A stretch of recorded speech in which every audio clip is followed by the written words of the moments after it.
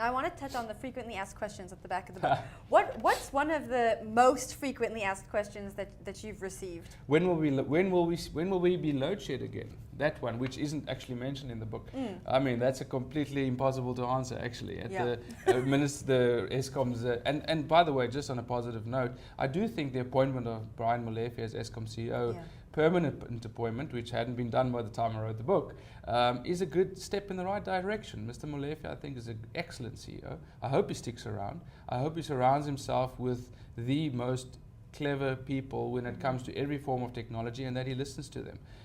I think he will. So that's an excellent step in the right direction. It's not all doom and gloom, no, is it's not. Absolutely not. No, and it's not the point of the book. It sounds depressing, and it might in parts read a little depressing. There's a couple of jokes in there actually. I don't know if you got It's a good read. Thank you. Yes, it's not too technical. Like I was telling you earlier on, anyone can enjoy it, and anyone can really understand what's going on. You did it very well. Thank you. I want to talk about one more of the frequently asked questions.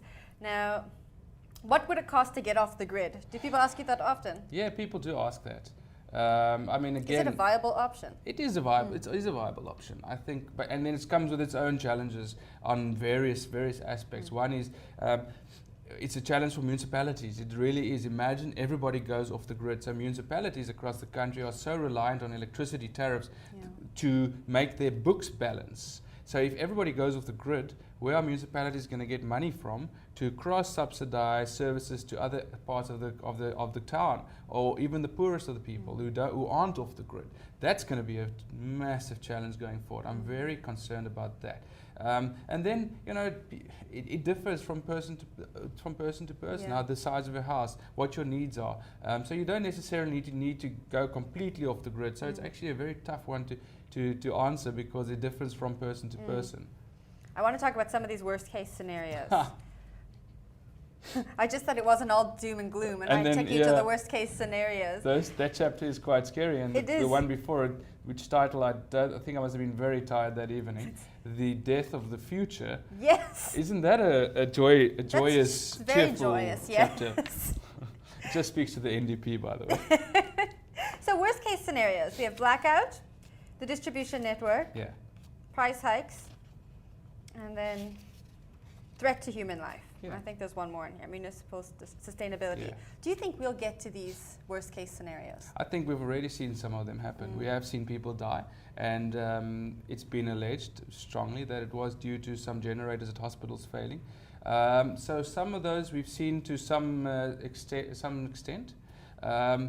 Some of them are happening right now. The grid failure, many areas across the country, even in Johannesburg, we've seen large parts of the grid severely constrained due to old infrastructure, bad maintenance. Other areas of the country the same. So some of those things are already happening.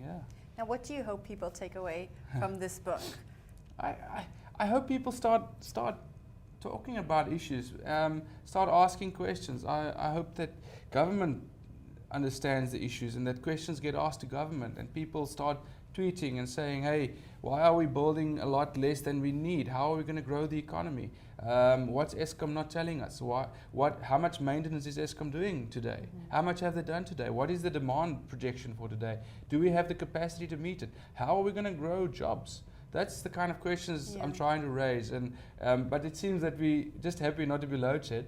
And it's a great thing, by the way. It's good not to be load shed. But we need to grow the economy. And we need to start thinking about the future. Yeah. Now, if anyone wants to ask you any questions about the book, how can they do that? They can just tweet me right at the back, @JamesTye. You're more than welcome. Send me a tweet.